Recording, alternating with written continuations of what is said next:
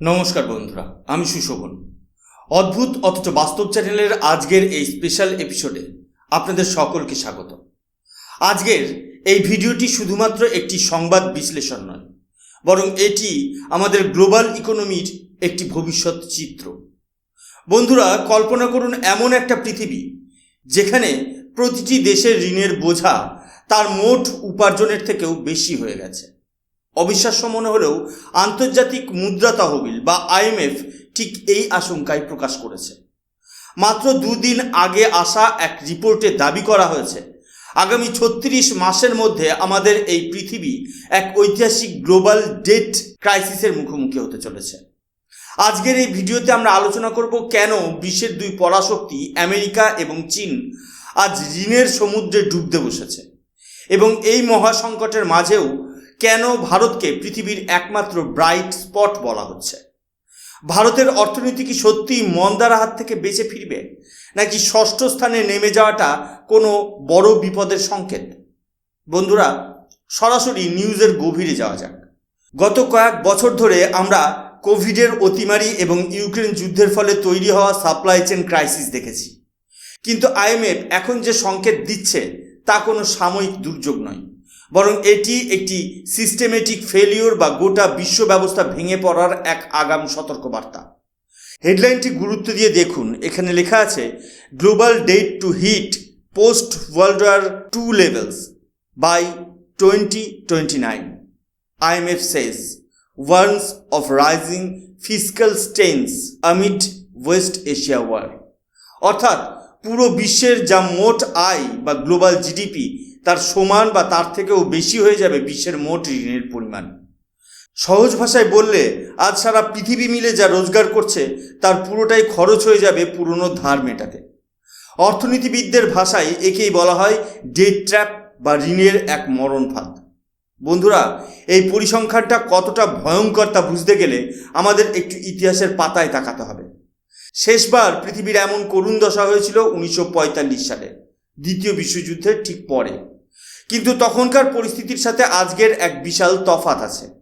তখন দেশগুলো ধ্বংসস্তূপ থেকে ঘুরে দাঁড়ানোর জন্য বা রিকনস্ট্রাকশন করার জন্য ধার করছিল, আর আজ দেশগুলো ধার করছে স্রেফ টিকে থাকার জন্য এবং নিজেদের ভুল অর্থনৈতিক নীতি সামাল দিতে। অর্থাৎ আমরা আজ এক ধরনের ইকোনমিক ওয়ার্ল্ড ওয়ার III এর দোরগোড়ায় দাঁড়িয়ে আছি, যেখানে কোনো মারণাস্ত্র ছাড়াই প্রতিটি দেশের অর্থভাণ্ডার ভেতর থেকে ফাঁপা হয়ে যাচ্ছে। IMF এর এই ফিসক্যাল মনিটর রিপোর্ট স্পষ্ট করে দিয়েছে যে এই ভয়াবহ গ্লোবাল পরিস্থিতির জন্য মূলত দায়ী পৃথিবীর দুই বৃহত্তম ইকোনমি, USA এবং চায়না। আমেরিকার হাল আজ সব থেকে শোচনীয়। বিশ্বের সুপার পাওয়ার হওয়া সত্ত্বেও তাদের পাবলিক ডেট বা সরকারি ঋণ বর্তমানে তাদের জিডিপির 100% সীমা অনেক আগেই পার করে গেছে। IMF এর প্রজেকশন অনুযায়ী 2031 সালের মধ্যে এই ঋণের বোঝা পৌঁছে যাবে 142%।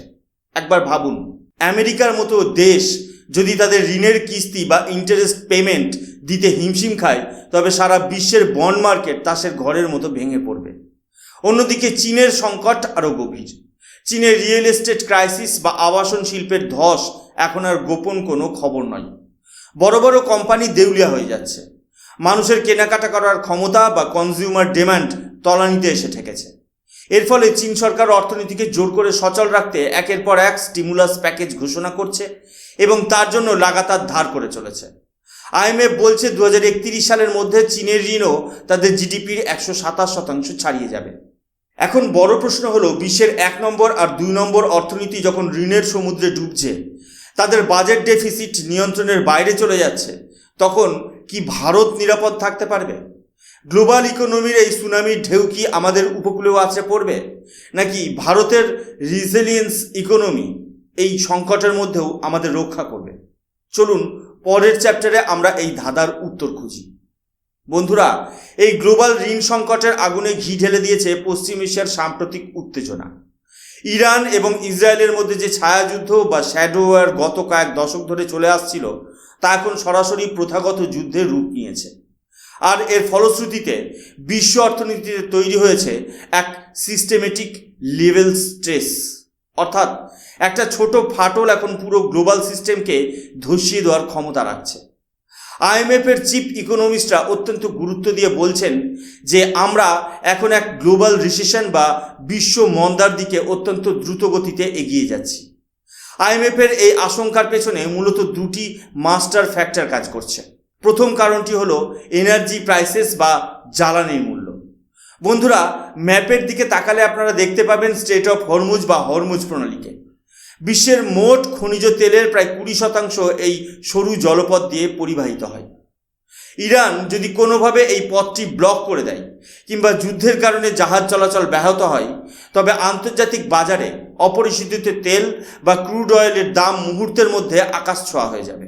আর মনে রাখবেন, তেলের দাম বাড়া মানেই কেবল পেট্রোল ডিজেলের দাম বাড়া নয়, এটি সরাসরি আপনার লজিস্টিক এবং ট্রান্সপোর্টেশন কস্ট বাড়িয়ে দেয়। এর ফলে নিত্য প্রয়োজনীয় জিনিসপত্রের দাম বাড়বে, যা সরাসরি মুদ্রাস্ফীতি বা ইনফ্লেশনকে এমন এক জায়গায় নিয়ে যাবে যেখানে সাধারণ মানুষের নাভিশ্বাস উঠবে। দ্বিতীয় কারণটি আরও বেশি জটিল, আর তা হলো বিশ্বের প্রতিটি দেশের সরকারের ব্যয় বা গভর্নমেন্ট স্পেন্ডিং। আজকের এই অস্থিতিশীল পৃথিবীতে প্রতিটি দেশের সামনে এখন এক বিশাল ধর্ম সংকট। একদিকে জাতীয় নিরাপত্তা সুনিশ্চিত করতে সরকারকে তাদের ডিফেন্স বাজেট বা সামরিক ব্যয় বহুগুণ বাড়াতে হচ্ছে, অন্যদিকে আকাশছোঁয়া মুদ্রাস্ফীতির হাত থেকে নিজের দেশের নাগরিকদের বাঁচাতে সরকারকে প্রচুর পরিমাণে খাদ্য ও জ্বালানি ভর্তুকি বা সাবসিডিজ দিতে হচ্ছে।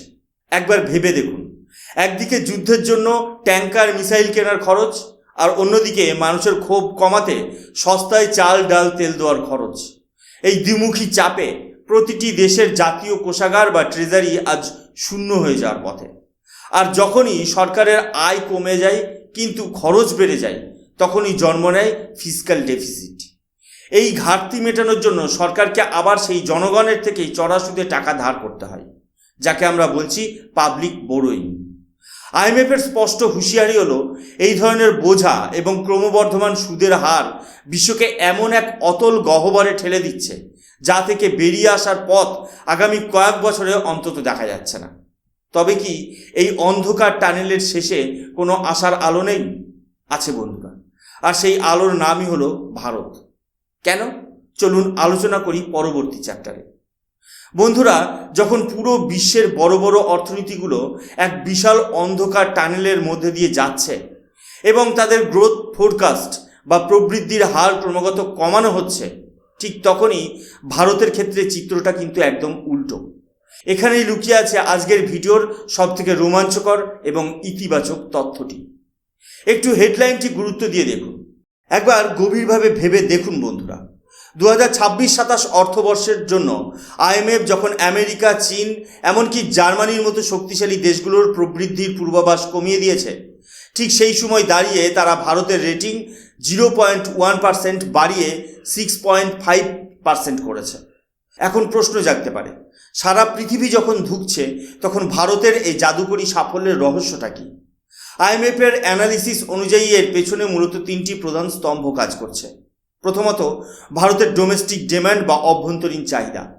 আমাদের বিশাল জনসংখ্যা এবং ক্রমবর্ধমান মধ্যবিত্ত শ্রেণীর কেনাকাটার ক্ষমতা ভারতকে বাইরের মন্দা থেকে একটি সুরক্ষা কবচ প্রদান করে। দ্বিতীয়ত, সরকারের ফিসক্যাল ডিসিপ্লিন। পশ্চিমের দেশগুলো যখন দেদার টাকা ছাপিয়ে এবং ঋণ করে পরিস্থিতি সামাল দেওয়ার চেষ্টা করছে, ভারত সরকার সেখানে অত্যন্ত সংযতভাবে খরচ করছে। তারা অপ্রয়োজনীয় ভর্তুকি কমিয়ে ইনফ্রাস্ট্রাকচার এবং পরিকাঠামো উন্নয়নে রেকর্ড বিনিয়োগ করেছে। রাস্তাঘাট, রেলওয়ে এবং ডিজিটাল কানেক্টিভিটির এই উন্নতি আজ ভারতের অর্থনীতিকে গতি দিচ্ছে। ভারতের এই অভাবনীয় স্থিতিস্থাপকতা বা রেজিলিয়েন্স আজ উন্নত বিশ্বকে রীতিমতো অবাক করে দিচ্ছে। যেখানে আমেরিকা মাত্র 2.3% বা জার্মানি 1%-এর নিচে প্রবৃদ্ধি পাওয়ার জন্য লড়াই করছে, সেখানে ভারত 6.5%-এর রকেট স্পিডে এগিয়ে চলেছে। তবে বন্ধুরা, সবটাই কি কেবল সাফল্যের গল্প? না, মুদ্রার একটি নেতিবাচক উল্টো পিঠও আছে, আর সেই পিঠটা হলো ভারতের গ্লোবাল জিডিপি র্যাঙ্কিং। আপনারা হয়তো সাম্প্রতিক খবরের কাগজে বা সোশ্যাল মিডিয়াতে দেখেছেন যে ভারত 4র্থ স্থান থেকে পিছিয়ে 6ষ্ঠ স্থানে চলে এসেছে। এক লাফে আমরা কেন আবার ইউকের নিচে নেমে গেলাম? এটি কি ভারতের অর্থনীতির কোনো বড় দুর্বলতা, নাকি স্রেফ অঙ্কের কারসাজি? চলুন পরবর্তী চ্যাপ্টারে এই রহস্যের জট খুলি। ভারতের অর্থনীতি নিয়ে একটি খবর বর্তমানে সোশ্যাল মিডিয়ায় খুব ভাইরাল হচ্ছে। ভারত নাকি ইউকের কাছে পিছিয়ে ষষ্ঠ স্থানে নেমে এসেছে। কিন্তু সত্যটা কি জানেন? এটি একটি পিওর টেকনিক্যাল অ্যাডজাস্টমেন্ট। দেখুন, এই হেডলাইনে লেখা আছে, India no longer fourth largest economy, drops to six place in IMF global GDP ranking.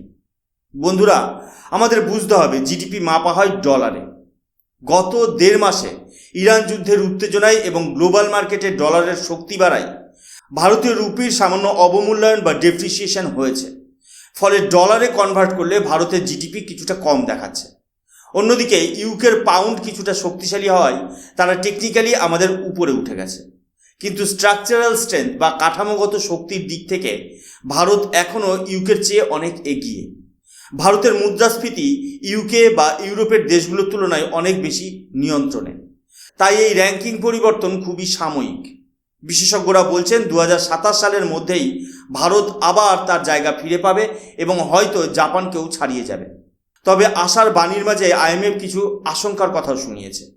তারা বলছে, যদি বিশ্ববাজারে লিকুইডিটি টাইটনেস বা নগদের অভাব দেখা দেয়, তবে ভারতের মতো ইমার্জিং মার্কেটগুলো থেকে বিদেশি বিনিয়োগ বা FII বা ফরেন ইনস্টিটিউশনাল ইনভেস্টার্স বেরিয়ে যেতে পারে।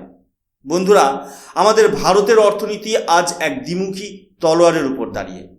একদিকে আমাদের নিজেদের শক্তি, আমাদের বিশাল যুব শক্তি এবং ডিজিটাল ইকোনমি, অন্যদিকে বৈশ্বিক ভূরাজনীতি বা জিওপলিটিক্যাল টেনশন।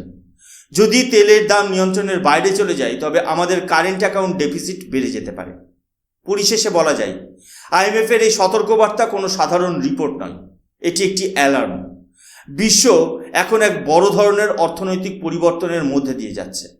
ভারত আজ এক কঠিন পরীক্ষায় অবতীর্ণ। তবে ভারতের অর্থনৈতিক বুনিয়াদ এবং সরকারের সঠিক মনিটারি পলিসি আমাদের এই তুফানের মধ্যেও রক্ষা করবে বলেই আমার বিশ্বাস।